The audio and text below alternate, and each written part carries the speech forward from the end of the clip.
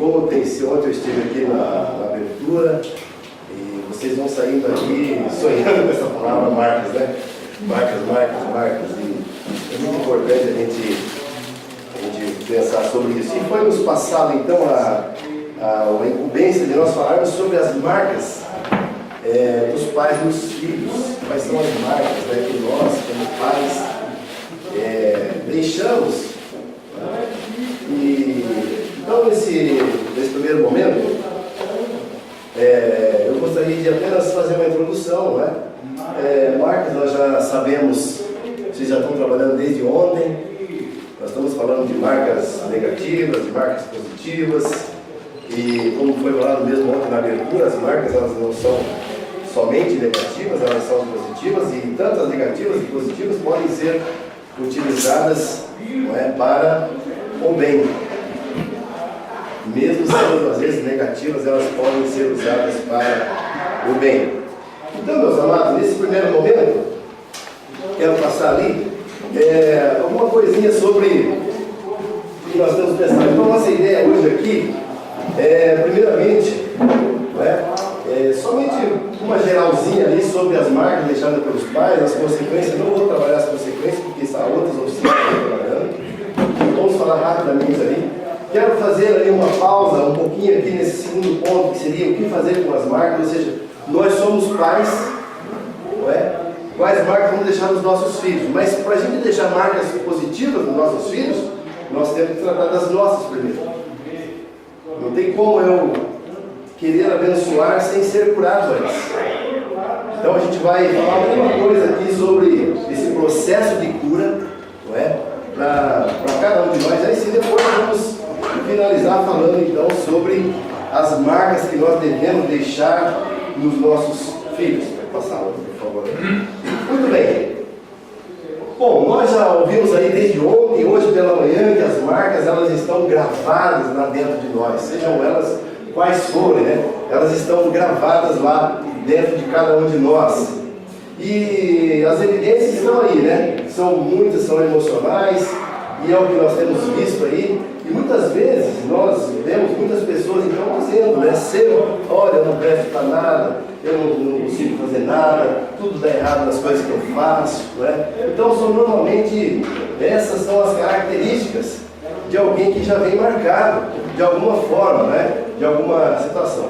E uma coisa que eu gostaria de frisar para os irmãos, que muitas vezes a igreja, nós, pastores, pregadores, nós às vezes passamos, né, uma ideia, damos uma ideia muitas vezes equivocada para as pessoas. Ou seja, você recebe Jesus como Salvador, conhecereis a verdade vos libertará, e é um estado de imagem que você foi salvo e agora já está curado. E não é bem assim. Não é bem assim. Porque o que acontece é que muitas vezes, né, conhecer a verdade, sim, nós somos libertos, nós somos salvos. E quando nós conhecemos Jesus, e aqui não é aula de discipulado, mas nós somos salvos do que, meus irmãos? Somos salvos da condenação, somos salvos, não é? Da condenação do pecado, somos libertos da escravidão do pecado. Ele diz que nós somos salvos.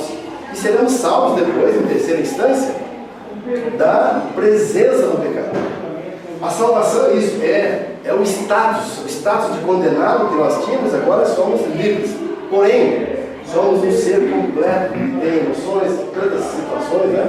Então acontece esses dois extremos aí, pessoas que dizem, olha, basta você orar, falar com Deus ali, né? Recebeu Jesus, está tudo resolvido. Como se fosse muito fácil, ler a Bíblia, ore mais e está tudo resolvido.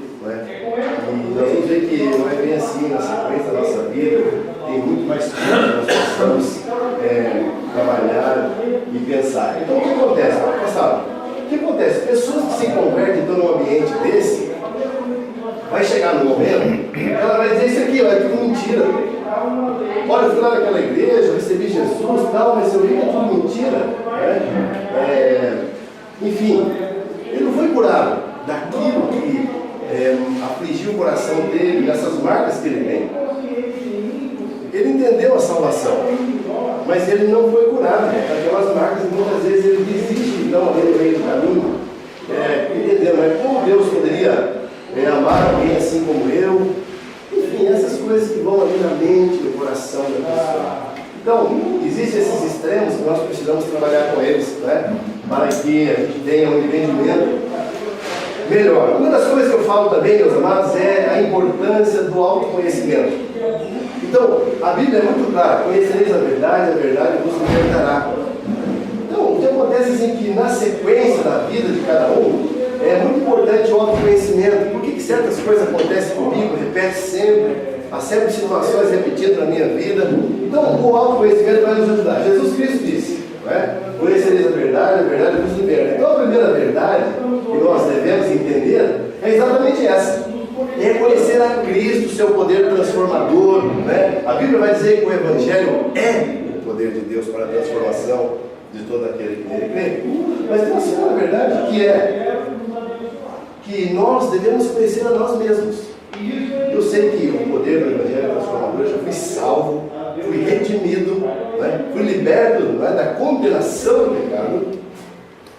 Mas, muitas vezes, né, a gente tem que entender por que será que certas atitudes que nós temos ao longo da vida, né, por que essas coisas acontecem? Então, o autoconhecimento vai nos ajudar a entender isso.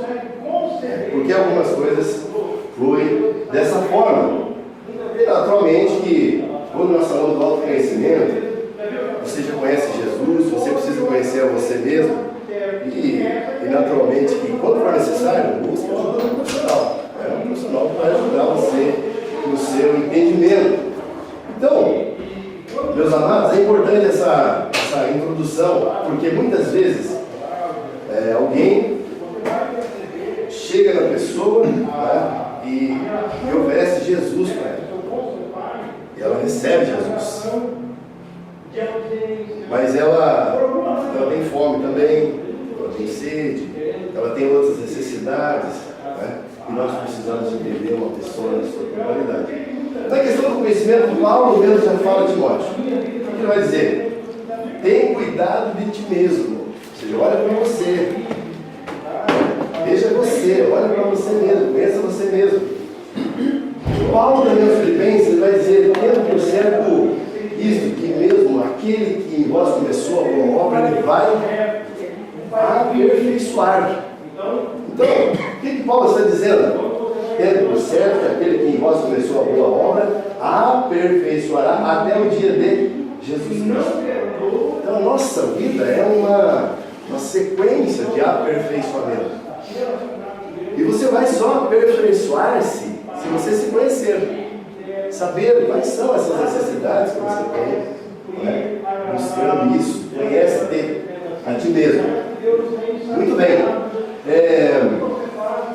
As marcas aí, algumas marcas eu coloquei ali, a gente não vou trabalhar isso aí, como vocês já têm visto, mas algumas marcas que normalmente os pais deixam nos filhos, né?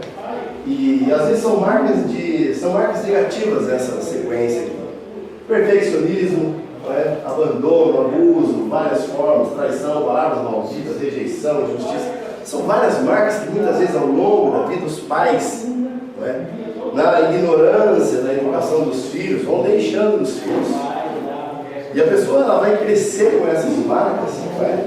E o que vai acontecer é que isso vai influenciar a vida dessa pessoa. Vai influenciar os relacionamentos, não é verdade? Vai influenciar como você se relaciona com o seu cônjuge, com o seu próximo, com a sua igreja, com o seu pastor, com onde você trabalha, o local que você trabalha, vai influenciar. Então são marcas aí que são várias as consequências. Eu não vou entrar nelas porque vocês já estão trabalhando isso aí. Tá bom, meus irmãos? Vamos lá, meu amor. Agora, eu gostaria de começar então falando alguma coisa, porque eu preciso trabalhar o que marcas positivas dos meus filhos, coisas boas, né? Agora, para que eu faça isso com os meus filhos, eu tenho autoconhecimento sobre mim mesmo, não é? Primeiro através da palavra de Deus, depois nessa busca de você querer sempre melhorar, se curar daquilo que porventura você tenha vivido, não é? Porque muitas vezes, se os pais deixassem sua marca dos filhos, era até mais tranquilo, mas eles deixam diferente. E as marcas, tem muitas marcas que são ótimas, não é? Que nós temos.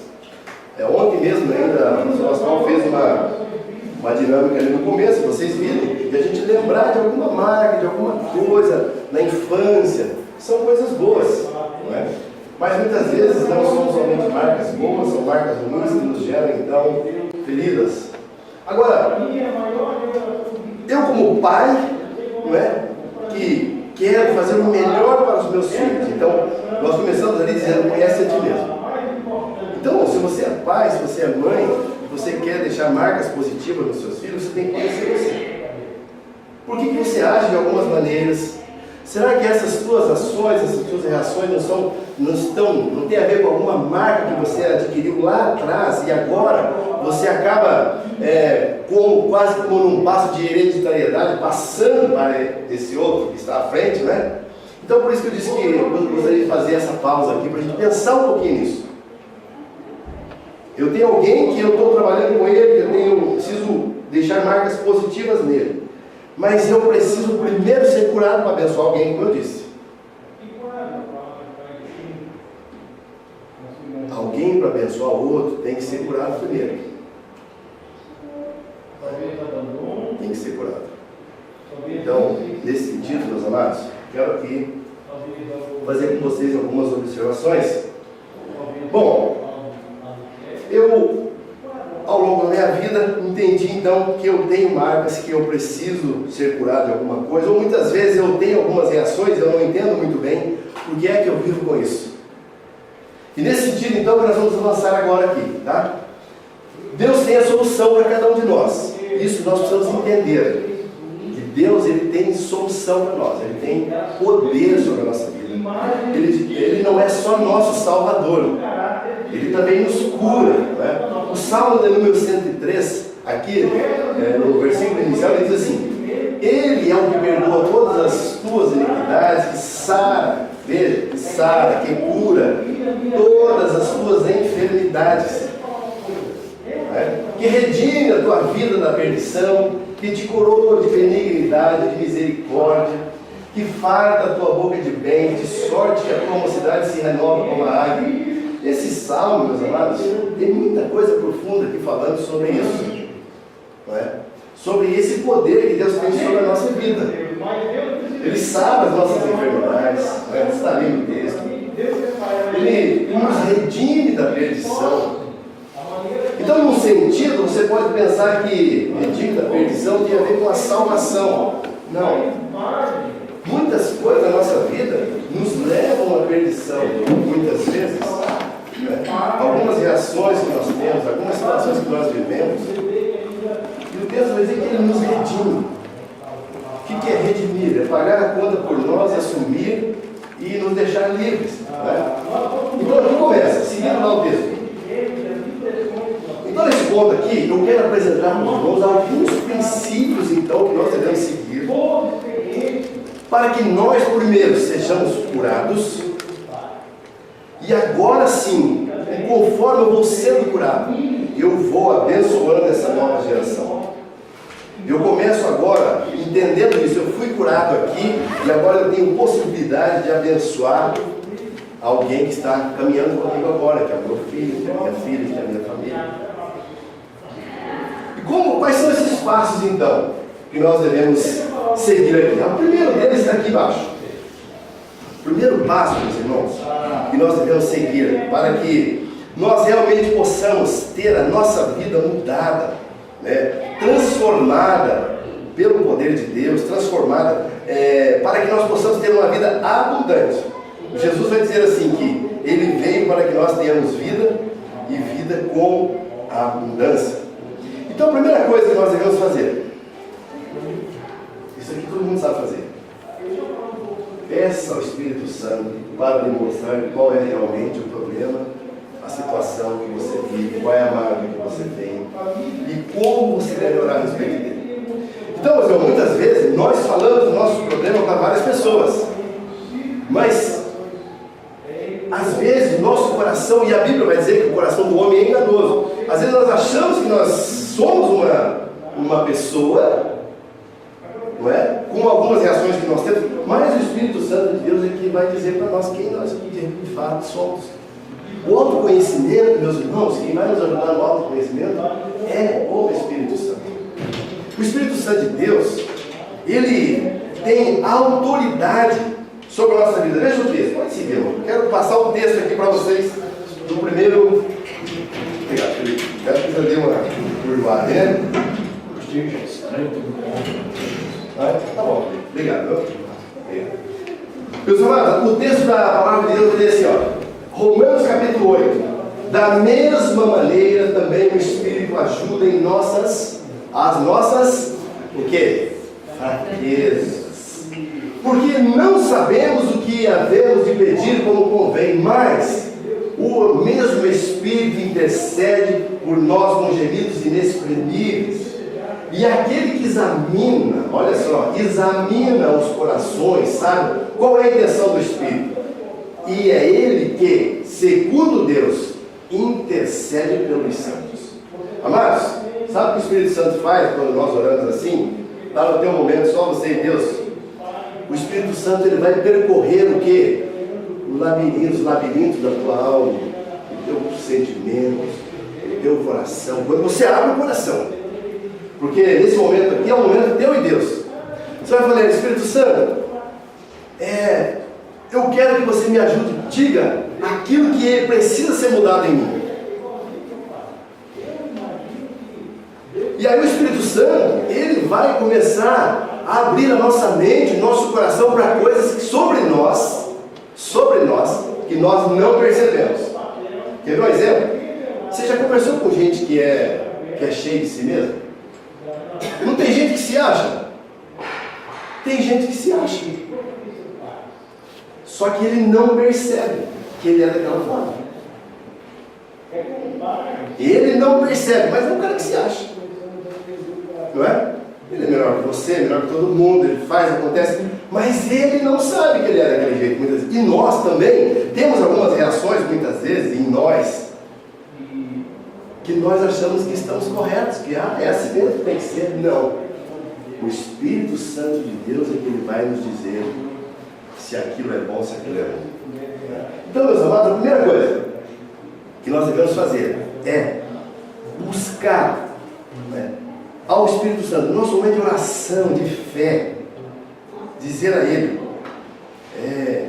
o que precisa ser mudado. O Espírito Santo, meus amados, por que eu estou dizendo isso? Porque o Espírito Santo pode passar mesmo. O Espírito Santo, ele é aquela pessoa que vai nos ajudar em muitas situações. O Espírito Santo de Deus, ele intercede por nós. O texto vai dizer que ele nos guia.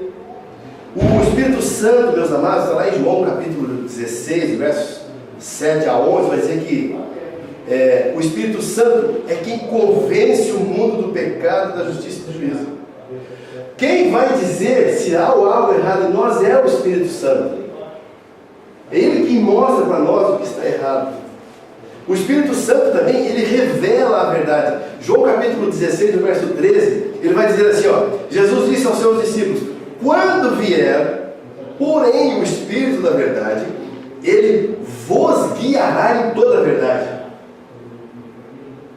Vos guiará em toda a verdade. Então o Espírito Santo, ele tem várias funções. Ele regenera cada um de nós, né? Ele nos santifica. O Espírito Santo transforma o nosso corpo em santuário e habitação de Deus. 1 Coríntios capítulo 6 vai nos dizer isso. Eu vou correr aqui. O Espírito Santo também é quem nos dá vitória sobre o pecado. Está lá Gálatas capítulo 5, 16 em diante. O Espírito Santo também, meus irmãos, ele é a fonte da vida abundante. João 7, 37. Ele é a fonte da vida abundante. O Espírito Santo também é a garantia da nossa salvação. Efésios vai dizer que o Espírito Santo é quem nos sela. Então, meus amados, a primeira coisa que nós devemos fazer em nossa vida é buscar no Espírito Santo de Deus o que deve ser feito. Tem essa historinha aqui, eu coloquei de Ford e Charles. A história é assim, meus irmãos. Esse rapaz chamado Charles, ele era um cientista, ele fabricava algumas máquinas para o Ford lá, para o cara que montou a Ford. E quando foi um dia, todos aqueles geradores que esse Charles estava arrumando, preparou lá para a Ford, queimou, parou tudo. E então o Ford chamou o Charles, falou: Charles, eu quero que você venha aqui arrumar porque parou tudo a minha fábrica. E aí o Charles foi lá. O Charles foi lá, olhou, analisou, tá, arrumou tudo. E mandou a conta para o Ford. Quando mandou a conta para o Ford, ele mandou uma conta de $10.000. Aí o Ford ligou para ele e falou: Sr. Charles, mas por que você me mandou essa conta de $10.000 se você, não é? O que você fez ali?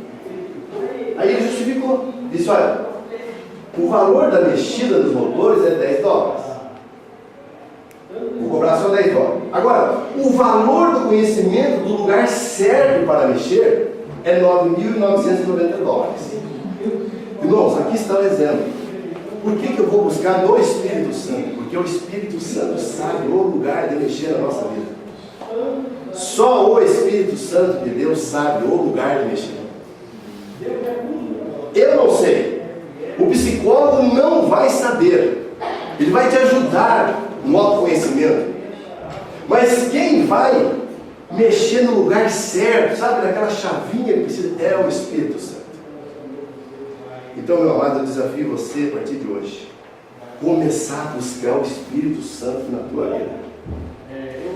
Nós temos o Espírito Santo, fomos selados por ele, mas nós precisamos de mais intimidade com ele para que isso aconteça. Veja o que Spurgeon vai falar em uma das suas frases. Ele diz o seguinte: se você deseja que Cristo habite perpetuamente em ti, dê-lhe todas as chaves do seu coração, não deixe nenhum armário trancado, mostre-lhe a fechadura de cada cômodo e as trancas de cada aposento. Está entendendo? Porque assim, ó, quando você está conversando com o psicólogo, com o seu pastor, ou com o seu cônjuge, muita coisa que eu coloco, né? Quando nós estamos falando com essas pessoas, muitas coisas nós omitimos. Nós não falamos, porque nós temos medo de qual a recepção que vai ter. Mas com o Espírito Santo você pode falar. Então, meu amado, a primeira coisa é isso, né? Que precisamos abrir o nosso coração. Então, na oração você vai orar assim: Senhor, Espírito Santo de Deus, vem aqui comigo. Agora, entra aqui no meu coração e começa a falar para Ele aquilo que você tem vivido. Que tem marca na nossa vida, nós sabemos qual é, não sabemos? Nós sabemos. Olha, tem coisa que eu faço assim, faço daquele jeito. Fala com o Espírito Santo, verbalize, né? É verdade? Segunda coisa, vamos correr. Segunda coisa que nós precisamos fazer aqui, para que nós possamos então entrar nesse processo de cura para abençoar outros. Segundo, encarar o problema de frente. Pode passar. Então veja bem, uma das coisas, né, que às vezes é difícil da gente fazer é exatamente essa: encarar aquela situação, né, aquela mágoa que foi oculta, que está oculta, e com a ajuda de Deus nós podemos fazer isso, mas nós precisamos encarar o problema de frente.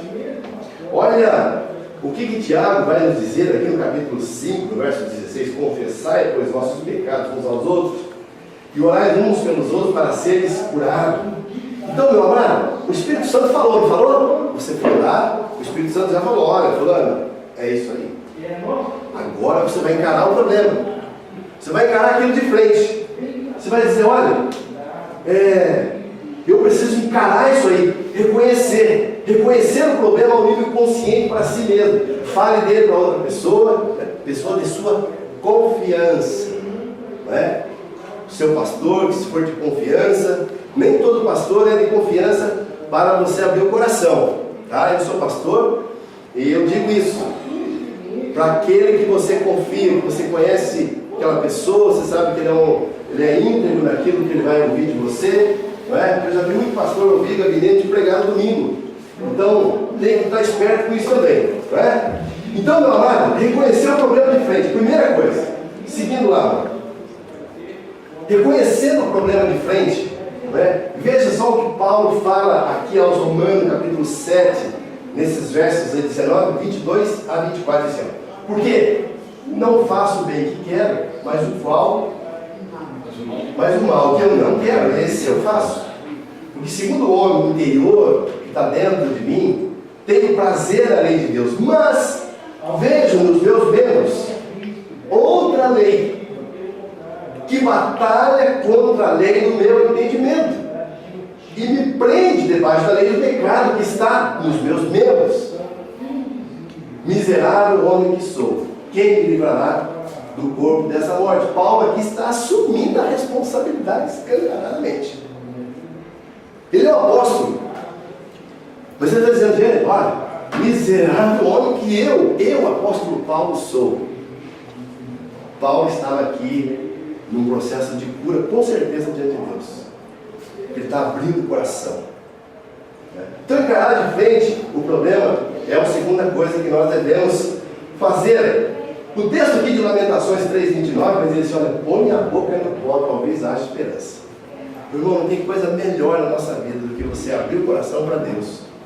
Se você descobriu que o negócio é feio, vai pro chão, põe a boca no pó mesmo e fala, Deus, eu preciso de restauração nessa área da minha vida.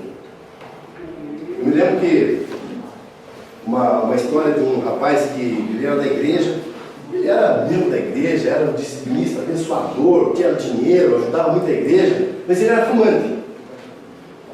E ele, então quando ele ia para a igreja, ele começava a chupar bala de hortelã, né?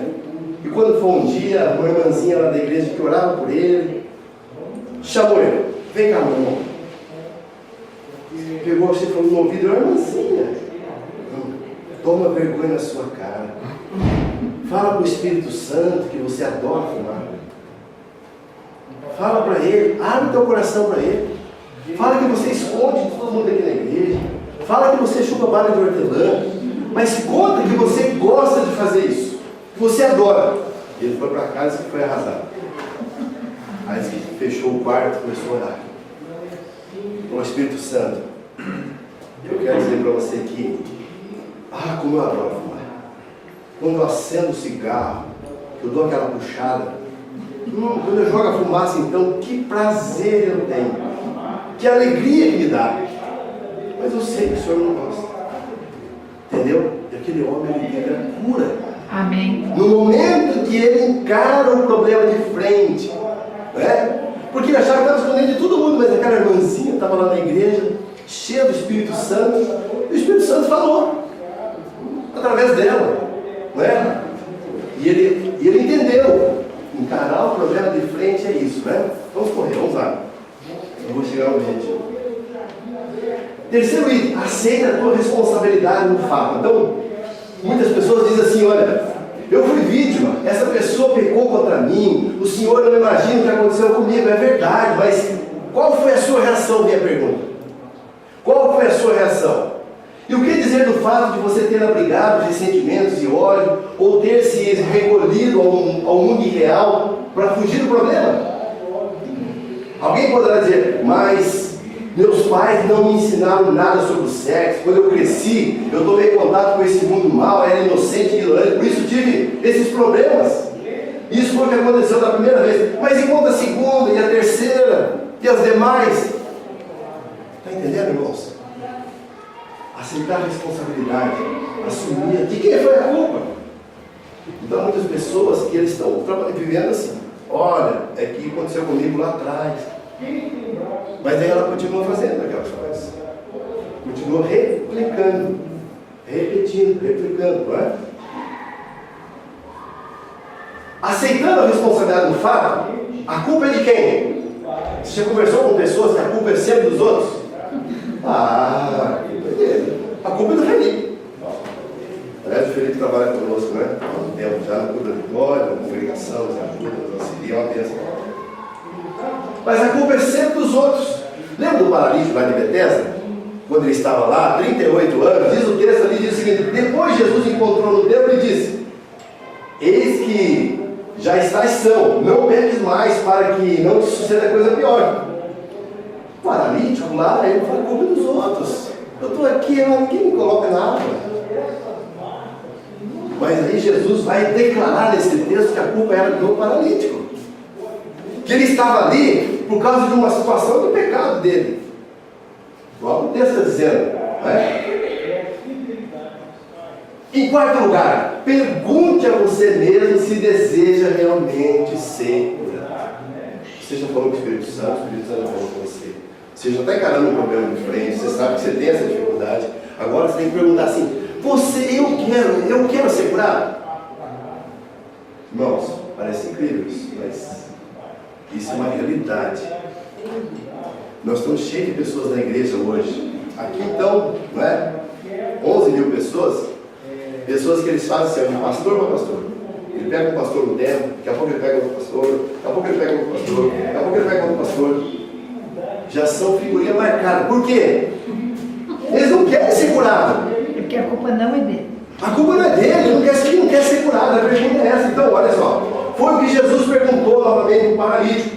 Você deseja realmente ser curado? Ou está querendo apenas conversar sobre o seu problema? Você não está querendo apenas usar esse problema para despertar a compaixão dos outros? Não está querendo apenas usar isso como uma muleta para continuar mancando, para todo mundo olhar para você e dizer: oh, coitado, está mancando? O paralítico respondeu para Jesus o seguinte: mas Senhor, sabe aquela pessoa que você conversa com ela? Mas Senhor, ninguém me põe na água. E bem que eu tento, mas todas as pessoas chegam antes de mim. Então, meu amado, pergunto para você: você quer ser curado? Eu quero. Quando a gente fala assim, se eu quero ser curado, eu tenho que saber assim, quais são as consequências de eu ser curado. Eu não vou poder mais ficar reclamando. Eu não vou mais ficar usando meu problema para ninguém. Eu não vou mais poder ficar chamando a atenção de ninguém. Então tem gente que prefere ficar doente. Então, meus amados, a quarta pergunta: você deseja ser realmente curado? O cego de Jericó responde imediato. Então Jesus, parando, mandou a multidão do processo, perguntou, dizendo para o cego: o que você quer que eu faça? Ô Senhor, olha, que eu veja. Esse queria ser curado. E o que aconteceu com ele? Foi curado. Então a cura acontece, meus amados, pensem nisso aqui, ó. A cura acontece quando há sinceridade, desejo, compromisso e obediência. Por que sinceridade? Você tem que abrir o coração. Você já abriu o coração do Espírito Santo, o Espírito Santo já te falou o que é. Desejo, você está ardentemente desejoso para ser curado. Compromisso. Nossa, curar dá trabalho. Receber a cura dá trabalho. Dá trabalho, sabe por quê? Aquelas coisas que você estava fazendo, você tem que parar de fazer, parar de reclamar, parar de usar isso, usar aquilo, outro. Compromisso e obediência. Obediência à palavra do Senhor. Obedecer. Então isso implica, inclusive, liberar perdão para a pessoa e tudo mais. Dá trabalho ser curado. Quinto lugar, perdoe a todos que estão envolvidos no problema. Então, meus amados, encarar a responsabilidade, não é? São, na verdade, duas faces aqui da mesma moeda. A primeira é aquela dificuldade que você tem, né? De perdoar aquele ofensor, aquela pessoa que fez mal. Só que daí, sim, depois que você perdoar, você não vai poder culpar mais ninguém. É isso aí. Né? Quer ver a outra face da moeda? Encarar a nossa parte no erro e perdoar ao outro são quase a mesma ação do que você não poder mais reclamar sobre aquela situação. O texto bíblico, Marcos capítulo 11, vai dizer assim: que quando estiverem orando, perdoai. Irmãos, o que Jesus está falando aqui? Que a primeira palavra da nossa oração é o quê? Perdoar. Quando estiver orando, perdoai. É a primeira coisa da nossa oração. Primeira coisa. Se tens alguma coisa contra alguém, para que vosso Pai que está nos céus os perdoe as vossas ofensas.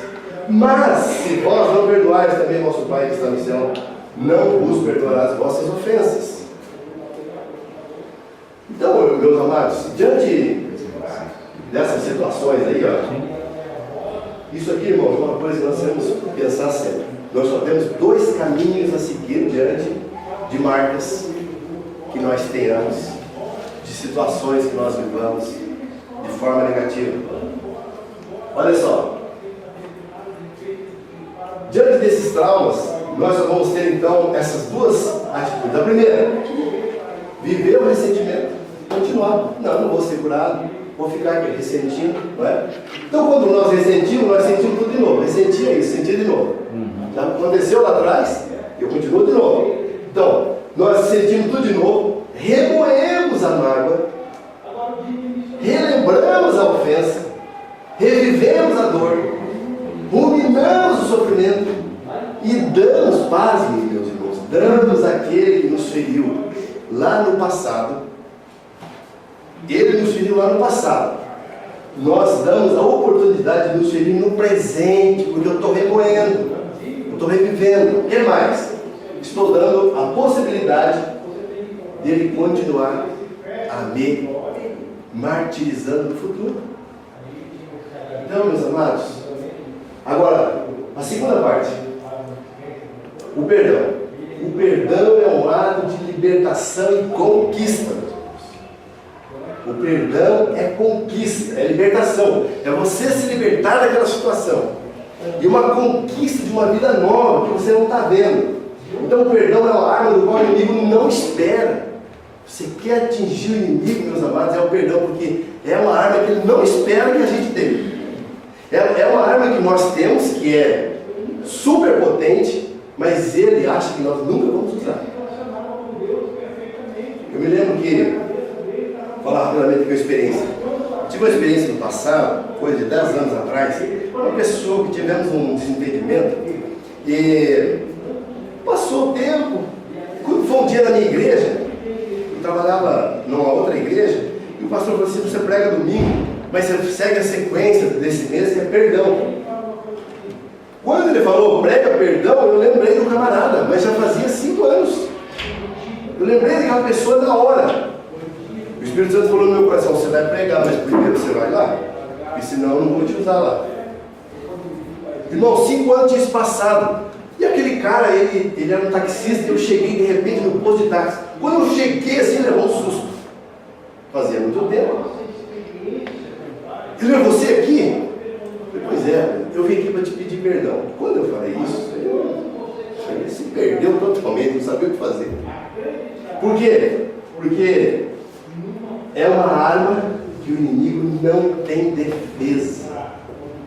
Não tem defesa.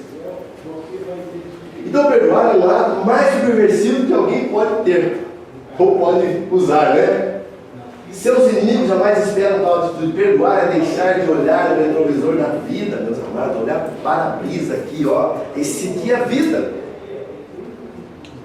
Às vezes nós andamos muito olhando no retrovisor, não é mesmo? Deixa eu ver, você está vindo aí, meu amado, seguir em frente. Então, perdoe todos os envolvidos no problema. Eu vou correr aqui. Agora, pois, não temais, eu vos sustentarei, a vós e a vossos filhos. Assim os consolou e falou segundo o coração. Lembra de José? Lá com os irmãos? Deu todo aquele problema, eles se encontraram um dia lá, e quando ele descobriu que José era o tal do José mesmo, eles ficaram com medo, né? E José falou: ei, pessoal, calma aí, calma aí. E perdoou todos os seus irmãos. O pai dele disse: perdoa seus irmãos aí. E ele perdoou, e tudo aconteceu. Vou correr aqui. Sexto lugar, perdoa-se a si mesmo. Muitos dizem, não é? Eu sei que Deus já me perdoou, mas eu nunca poderei perdoar a mim mesmo. Olha o que esse escritor aqui, o Tim Gun, diz o seguinte: Deus, ou depois que ele coloca, depois que ele nos perdoa, né? Ele coloca uma placa lá dizendo o seguinte: proibido pescar. Porque esse texto aqui de Isaías diz assim: Deus falando, eu mesmo sou o que apago as tuas transgressões por amor de mim, e dos seus pecados não me lembro mais. Deus falando isso. Então o que ele faz? Ele coloca outro texto, não sei se eu coloquei outro texto ali na frente, mas há outro texto que vai dizer que ele coloca o nosso pecado lá no fundo do mar. Não é? E aí, por isso que ele diz ali, coloca a placa, proibido pescar aqui. O pecado está lá no fundo do mar. Então, meus irmãos, uma das coisas, perdoe a si mesmo. Vou correr aqui, depois você pega o material, tá? O texto bíblico vai dizer: confessei que o meu pecado e a minha maldade não encobri. Dizia eu: confessarei ao Senhor as minhas transgressões, e tu perdoaste a maldade do meu coração. Então perdoe-se a si mesmo. Em sétimo lugar, transforma maldições ou marcas negativas em bênção. Eu coloquei aquela palavra maldição ali, porque tem muita gente que acredita em maldição hereditária. Tá? Eu não creio na maldição hereditária. Então, transforma a maldição, entre aspas, ou as negativas em bênçãos. Então, por que, meus amados? Olha o que Gálatas nos fala, Paulo aos Gálatas nos diz. Diz o seguinte: maldito todo aquele que for pendurado no madeiro, para que a bênção de Abraão chegasse aos gentios por Jesus Cristo, e para que, pela fé, nós recebamos a promessa. Então, maldito todo aquele que for pendurado no madeiro, para que a bênção de Abraão, está incompleto aqui esse texto, está faltando um pedaço. Mas ele vai dizer assim, que Cristo se tornou maldição por nós. Se Cristo se tornou maldição por nós, logo eu estou em Cristo, eu não sou mais maldito, amaldiçoado. Aquilo que o pastor Pascoal falou também. Tá? Cristo se tornou maldição por nós. Eu coloco aqui, ó. Entenda que Cristo fez maldição por nós, portanto, renuncie todas as marcas diante de Cristo, receba a libertação completa. Porque o princípio da autoridade é assim, meus amados. Cristo declarou que a partir da sua morte ele tinha toda a autoridade. O que ele disse? É-lhe dado toda a autoridade. Então, vamos lá. Se alguém abaixo de Cristo, que tinha alguma autoridade sobre você, diz que lançou alguma maldição sobre você, caiu por terra. O princípio da autoridade dele é maior. Ele se tornou maldição por nós. José aconteceu da mesma forma. Ele disse para os irmãos dele: agora não tem mais. Eu sustentarei vocês, nossos filhos, assim consolou seus pais. Então, meus amados, coisas negativas da vida de José transformaram-se em bênçãos. Bênçãos. Não é? Em bênçãos. Agora, pois, não tem mais. Eu vos sustentarei, nossos filhos, assim será. E a maldição que estava na vida de José, né, através dos irmãos ali, foi transformada em bênção. Tem um casal da nossa igreja, lá de Iguaçu, quando nós chegamos lá um ano atrás, eu não sei o que tinha acontecido lá. A igreja tinha, praticamente, o Felipe sabe da história, o Felipe tinha praticamente acabado a igreja, pouquíssimas pessoas, algumas pessoas divorciando-se. E esse casal nós pegamos lá divorciados já 3, 4 anos, né? 4 anos. Essa congregação foi uma das congregações que eu trabalhei com o pastor Elias um tempo, a gente fez uma parceria um tempo, trabalhávamos juntos, tanto aqui quanto lá. Quando nós chegamos nesse casal, estava separado, divorciado mesmo. E divorciado e não tinha mais o que fazer. E ela começou a ir na igreja. A esposa foi atrás, a gente já conhecia ela. O que houve? Pois é. E de repente ele um dia apareceu lá na igreja. Eu conversei com ele, abracei ele. E vi que eles começaram a vir. Os dois iam no mesmo culto. Eu falei, aí tem, né? Começamos a orar, né, amor? Chamamos eles um dia. A gente realmente tem pensado, a gente tem vergonha, porque... Não. Começamos a orar com eles. Toda semana, né? Nos encontrávamos lá na igreja, orávamos, Bíblia, palavra de Deus, oração, palavra de Deus. Irmãos, dia 19 passado, eles se casaram novamente. Irmãos, o que foi dia de maldição sobre a vida daquele casal, daquela família, é uma coisa absurda. Mas Deus transforma essas coisas. Eles estão casados, estão felizes, eles têm uma filhinha. Estão felizes lá, tá lá. O Felipe conhece, daqui o Felipe que é prova, né? Estão lá sendo bênção na casa de Deus. Aquilo que era maldição se transformou em bênção. Então, transformaram aí. Não é? Por último, aqui nesse ponto, aqui, irmãos, é outro ponto que eu coloquei essa palavra hereditariedade para vocês entenderem, né? Exclua a hereditariedade do mal através da obediência. Olha o que o texto bíblico diz. Ezequiel 18. Que pensais, vós, que que usais esta parábola sobre a terra de Israel, dizendo: os pais comeram as uvas verdes e os dentes dos filhos se engordaram. Vivo eu, diz o Senhor Deus, que nunca mais direis esta parábola em Israel. Eis que todas as almas são minhas, como é a alma do pai, assim também a alma do filho é minha. A alma que pecar, essa morrerá. E aí sim, agora aqui, Cristo, nos resgatou da maldição, fazendo-se maldição por nós, porque ele está escrito lá: maldito todo aquele que for pendurado no madeiro, para que, o mesmo texto lá. Então Jesus se tornando maldição por nós. Então, meus irmãos, se o meu pai fez assim comigo, eu não tenho que fazer assim com meu filho. Não tem que ser a mesma coisa. Se o meu pai fazia determinadas coisas conosco, nosso pai, nós não temos que levar à frente, porque há muitas pessoas, no caso ali, as uvas verdes era um ditado que tinha Israel, que as uvas verdes representavam os pecados dos pais. Os dentes embotados eram os efeitos que eles deixavam nos filhos das gerações posteriores. Então era um pretexto para não assumir seus pecados, pois culpavam os antepassados pelos seus próprios erros. Às vezes a gente vê pessoas fazendo assim: o culpado foi meu pai. O problema de eu estar vivendo isso hoje, o culpado é minha mãe. O culpado é viver isso hoje. Você está entendendo? E já lá atrás, Então, Deus, através aqui do profeta, ele responsabiliza cada indivíduo por suas iniquidades. Os pais não morrerão pelos filhos, nem os filhos pelos pais. Cada um morrerá pelo seu pecado. Hereditariedade. Está entendendo? Isso aí, meu amado, se o meu pai era um beberão, a obediência a Deus fará com que essa maldição cesse. Obediência. Então, através da obediência, você corta esses problemas aí que acontecem.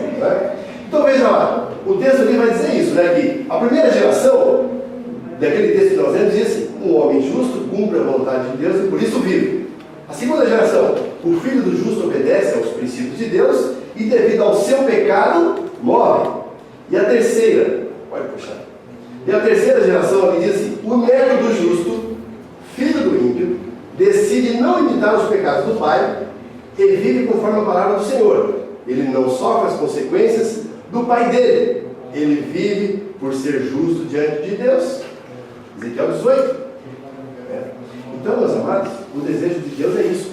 Lá no Salmo 103, recordando, voltando lá, ele disse: mas a misericórdia do Senhor é desde a eternidade até a eternidade. Misericórdia, do Senhor de eternidade a eternidade sobre aqueles que o temem, e a sua justiça sobre os filhos dos filhos.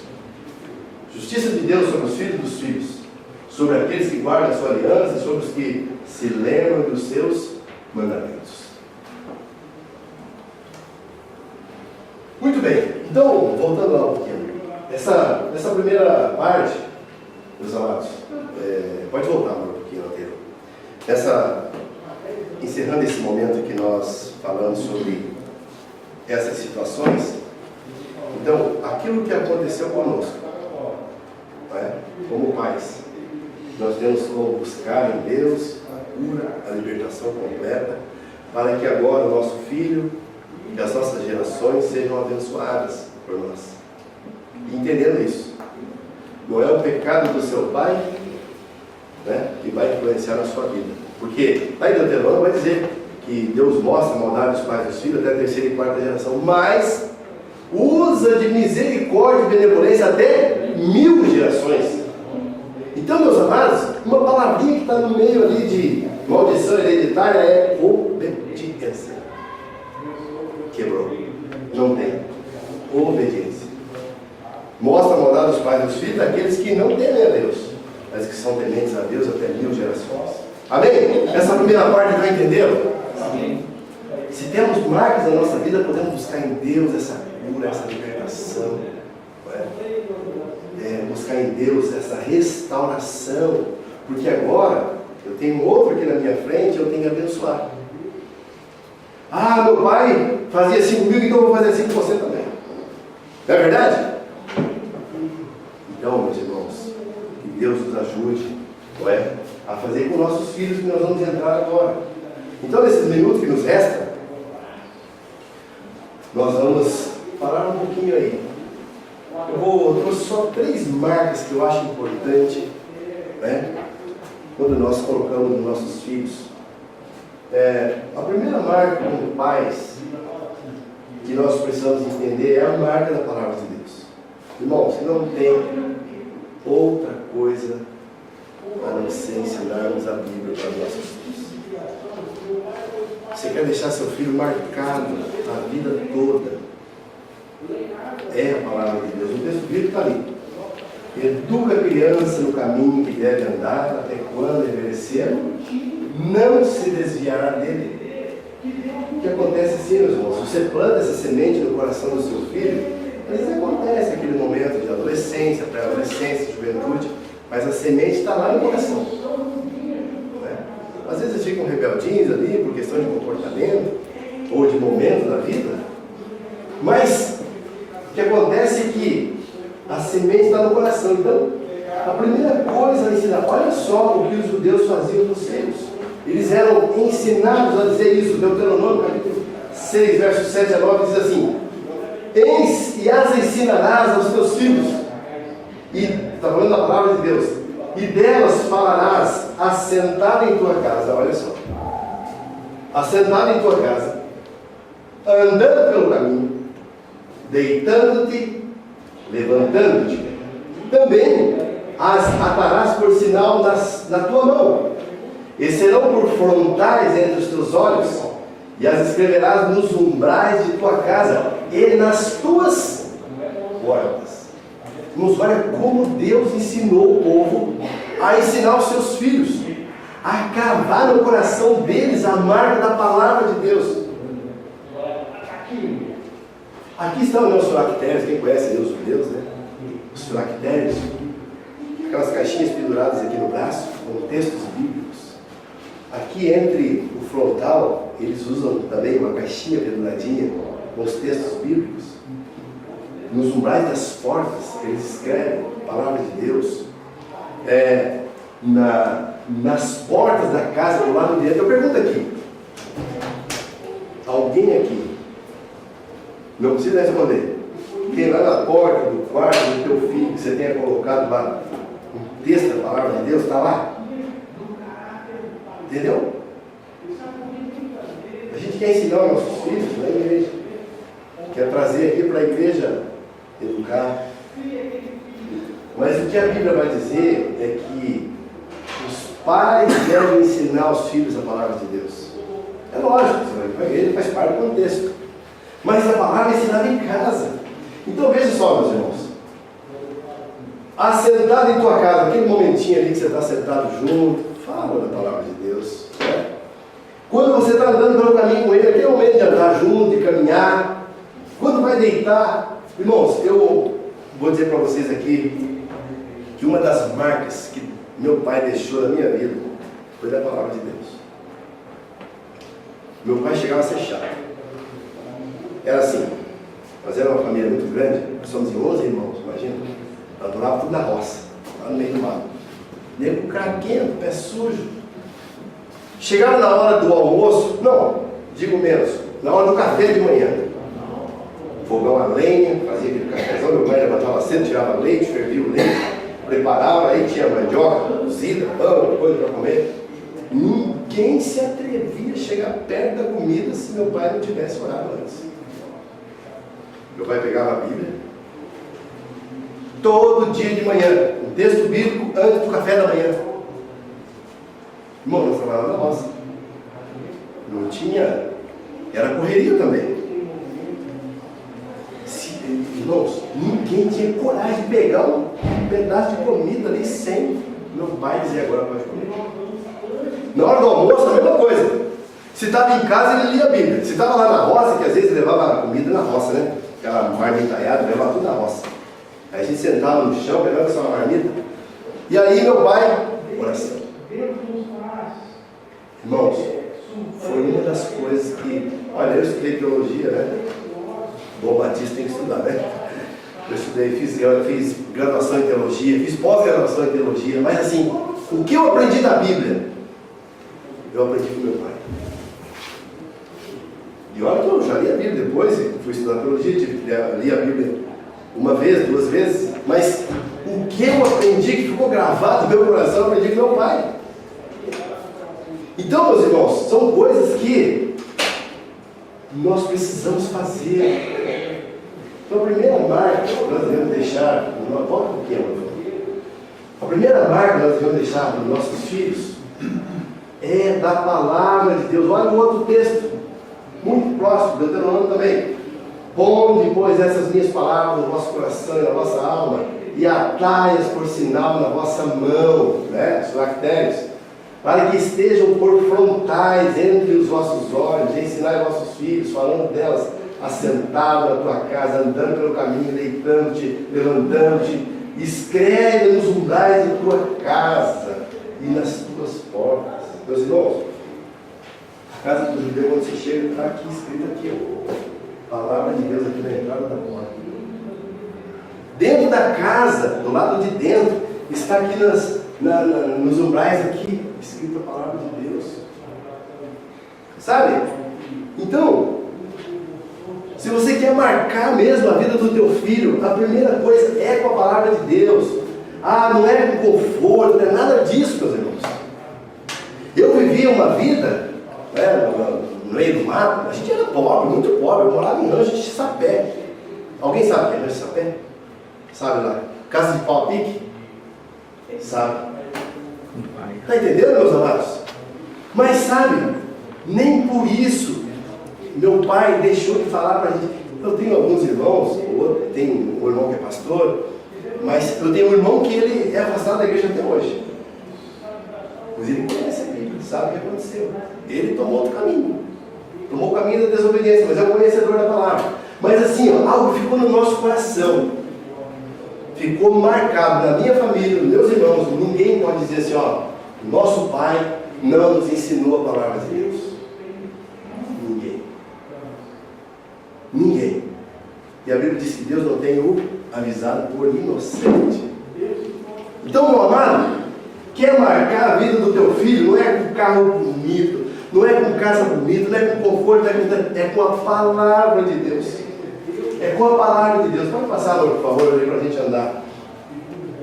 Nós estamos vivendo agora, né, já estamos na pós-modernidade, é isso? Estamos já por esse caminho aí, né? Mas veja só, a pós-modernidade, ou tempo, nós vemos a pluralização, privatização, uma das palavras, secularização, um padrão de conduta absoluto, né? Então não existe uma conduta absoluta hoje, é o que é ensinado na nossa sociedade, não é? Então é proibido proibir. Então nós combatemos muitas vezes os resultados da crise, mas não lutamos contra as causas. E as causas, meus irmãos, os maiores problemas das nossas igrejas é gente que não foi marcado pela palavra de Deus, é gente que não conhece a palavra de Deus, é gente que não conhece o poder do Evangelho. Falta conhecimento, né? Então, já o Kant ali já dizia, né, lá naquele livro A Crítica da Razão, ele diz assim que não existe verdade absoluta, é o que se prega, é o que se vive, né, meus irmãos? Está aí. O Kierkegaard também falou o quê? Que a verdade é subjetiva. O Freud, né? O nosso irmão aí que ajuda muito cristão, não é verdade? Alguém sabe disso, não? Sabe, né? O que ele dizia? Olha aí, que as neuroses estão ligadas à repressão. É contra a disciplina, que a disciplina estava na contramão da vida saudável. Meus irmãos, a palavra de Deus ensina a disciplina para os nossos filhos. Jesus disse assim, esses caras dizem isso aí, mas Jesus disse o quê? Tudo passa. Somente a sua palavra permanece. Passará o céu e a terra, mas as minhas palavras jamais passarão. Irmãos, quando você planta no coração do teu filho a palavra de Deus, sabe o que vai acontecer? Ele pode passar crise, ele pode passar dificuldade, ele pode ter bonança, mas ele está ali. Porque a palavra de Deus está plantada no coração e na alma da pessoa. Tu mesmo, vocês acham que eu cheguei aqui hoje? Foi fácil? Não. Passei por muitas lutas na minha vida. Não é? Eu saí lá no meio da roça, lá no meio do mato. Jacu do mato, não é jacu. Já viu falar em jacu tombo? É jacu com tombo. É assim que eu era lá no mato. Jacu tombo. É jacu com tombo, né? É duas coisas, porque um não dá para. Então, meus amados, mas sabe o que tinha no meu coração lá? Lá no meio da roça, no meio do brejo, no meio do mato? Palavra de Deus no meu coração. Aleluia. Hoje eu sou um pastor. Mas antes de eu ser um pastor, eu sou alguém que crê na palavra de Deus. Amém. Acredita na palavra de Deus. Você colocando a palavra de Deus no coração do seu filho, olha, você vai ensinar o senso de família para ele. O que é o senso bíblico de família? Deixará o homem, o seu pai e a sua mãe, e unir-se-á a quem? A sua mulher. Totalmente o contrário que nós vivemos hoje. Quando você ensina a palavra de Deus, você vai ensinar o senso de perdão. Não é? Pai, perdoa-lhes. Jesus ensinando, Jesus é o maior exemplo. Você vai ensinar também a ideia do amor. 1 Coríntios capítulo 5, versos 14 e 15, vai dizer: pois o amor de Cristo nos constrange, julgando nós nisso. Um morreu por todos, todos morreram, e ele morreu por todos, para que os que vivem não vivam mais para si mesmo, mas para aquele que por ele ressuscitou. O senso de amor é isso. O senso de amor de hoje é o que é ser amado. Eu quero ser amado. Hoje nós estamos nas igrejas, meus amados, cantando as músicas e assim: olha para mim, Senhor. Não é assim? Olha para mim. Não tem nada contra o cantor. Mas sabe o que acontece? A Bíblia diz que nós somos criados para a glória do Senhor. É dizer assim: Senhor, nós queremos olhar para o Senhor. O Senhor é merecedor de toda a honra. Eu nada. Ele sim. O senso de amor é isso, é não viver para si mesmo. O que Jesus disse lá, naquela palavra, quando ele diz assim: aquele que ganhar a sua vida, perdê-la. Ele está dizendo o quê? Aquelas pessoas que vivem para si mesmo vão perder a sua vida. Que estão achando que ganharam a sua vida.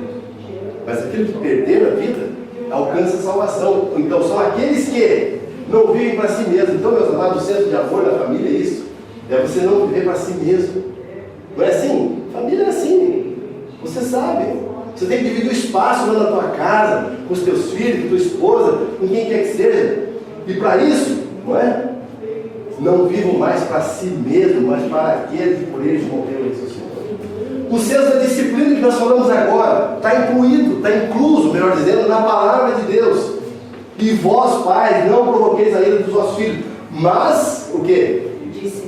Criai-os na disciplina e admoestação do Senhor. Por quê? Porque a estutícia está ligada no coração do menino, mas a vara de correção afugentará. Né? Vou até falar baixo esse texto bíblico. Senão alguém já vem aqui, já me pega. Meu pai, ó, de vez em quando, pegava uma vara, pegava a gente, mas era difícil. Meu pai ia marcando a gente, sabe? Ó, hoje vai soltar, vou anotar aqui. Ah, quando chegava um dia, dava uma tristeza. Fala, é hoje. Hoje vai passar. Ah, meu irmão, e aí? Olha, vida dura.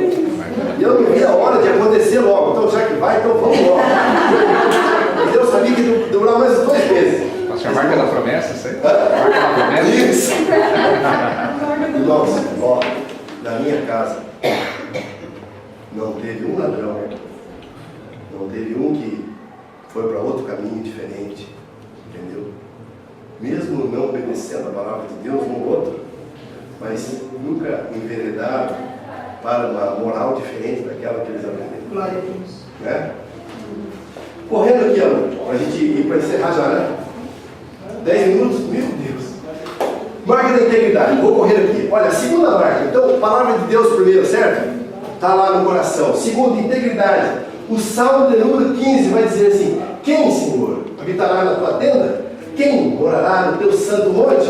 aquele que anda irrepreensivelmente, pratica a justiça e do coração fala a verdade. Então há uma crise hoje de integridade, egoísmo, impostura, não é? Coloquei aqui fingimento, indolência, dissimulação, mostrar-se incorrupto, sincero, sem mistura, sem malícia, sem intenção de enganar, franco, autêntico, sem disfarce, é coisa rara hoje em dia. Olha para o lado. Então veja bem, as principais marcas aqui desse salmo de número 115 que nós lemos: justiça, não é? Fala a verdade de coração, não difamador, não pratica o mal ao próximo, honra os tementes a Deus, é homem de palavra ou mulher de palavra, é insubornável.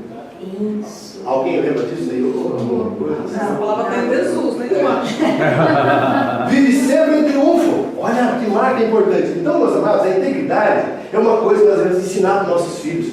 O meu pai, eu me lembro que uma vez eu cheguei em casa, eu era pequenininho, acho que eu tinha, sei lá, uns 8, 10 anos, e o vizinho nasceu uma ninhada de cachorrinho, e o vizinho falou assim: olha, eu quero que você vai lá e mata os cachorrinhos para mim. Eu matei os cachorrinhos. Sério? Uns 3 cachorrinhos, 9. O cara falou assim: eu te dou um dinheiro. Eu era inocente nisso, eu era muito criança. E eu cheguei em casa, mostrei para o meu pai: olha, pai, ganhou dinheiro do vizinho.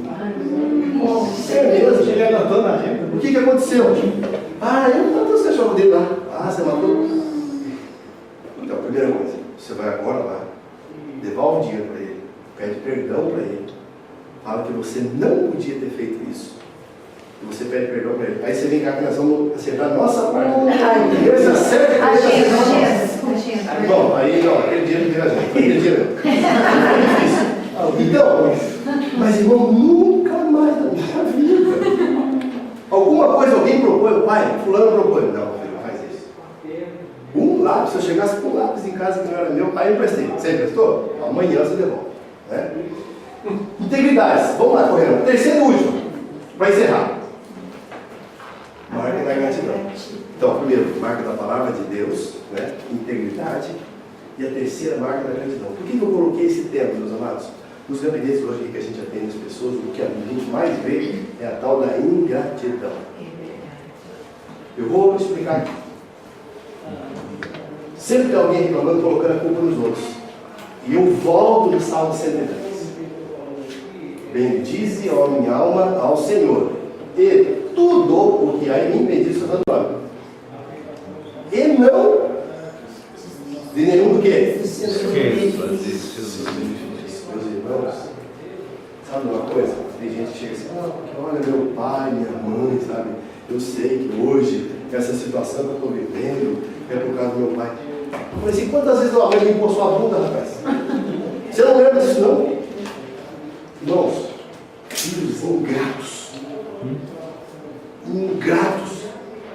Não lembram do como foram abençoados pelos pais. Por mais dificuldades que passaram, ou por mais marcas ruins, às vezes até feridas mesmo foram deixadas. Mas entre as feridas tem coisas boas. Mas a pessoa só lembra da coisa ruim. Irmãos, nós precisamos aprender a ser gratos a Deus pela nossa vida. Irmãos, hoje a gente tem um carro para andar, né, tudo, tem uma casa para morar. E às vezes eu lembro. Da onde eu saí? Da onde Deus me tirou? Entendeu? Da onde Deus me tirou? Sejam gratos a Deus. Ensine isso aos vossos filhos.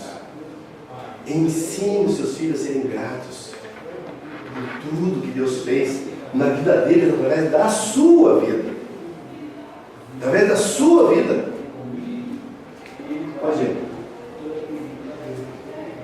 Olha, o Spurgeon diz o seguinte: nós somos muito propensos a gravar nossos sofrimentos em mármore, mas escrever as nossas bênçãos na areia. Está vendo isso aí? Não, primeira vez. Essa é do Spurgeon. Essa não eu. Entre tantas. Está entendendo? Por que, meus amados? Tem que ensinar os filhos disso aqui. Escreve as coisas ruins que os pais fizeram na parede de concreto.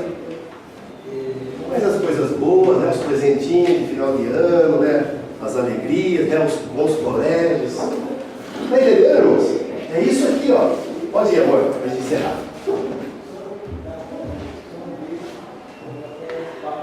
Paulo diz assim: daqui em diante ninguém me moleste, porque eu trago no meu corpo as marcas de Jesus. Amém.